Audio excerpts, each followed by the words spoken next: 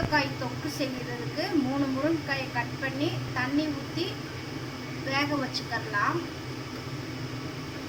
கொஞ்சமாக உப்பு சேர்த்துக்கிறேன்னு ஒரு 5 நிமிஷம் உள்ளேயே வேகட்டும். அதுக்குள்ளே மசாலா அரைச்சிட்டு வந்துடணும். மசாலா அரைக்கிறதுக்கு கொஞ்சமாக தேங்காய் எடுத்துக்கிறேன்னு, கொஞ்சம் மஞ்சள்தூள், சின்ன சைஸில் பூண்டு பல் 2-3 எடுத்துருக்கிறேன், 1 டீஸ்பூன் ஜீரகம்,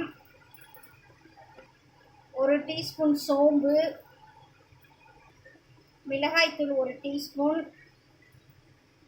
கறி மசாலா தூள் 1/2 டீஸ்பூன், சாம்பார் பொடி 1/2 ஸ்பூன், தண்ணி ஊற்றி ஒரு நைஸாக அரைச்சிட்டு வந்துடணும்.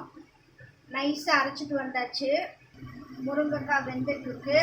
ஒரு தக்காளியை சின்ன சின்னதாக கட் பண்ணி வச்சுட்டேன், அதையும் சேர்த்துக்கிறணும். அரைச்சி வச்ச மசாலையும் சேர்த்துக்கிறலாம்.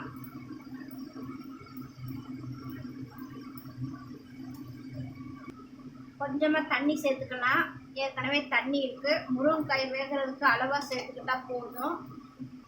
கொஞ்சம் மல்லித்தலை மூடி வச்சுக்கலாம். முருங்கைக்காய் வேகட்டும். அப்பப்போ கிண்டி விட்டுக்கோங்க, அது பிடிச்சிடாம.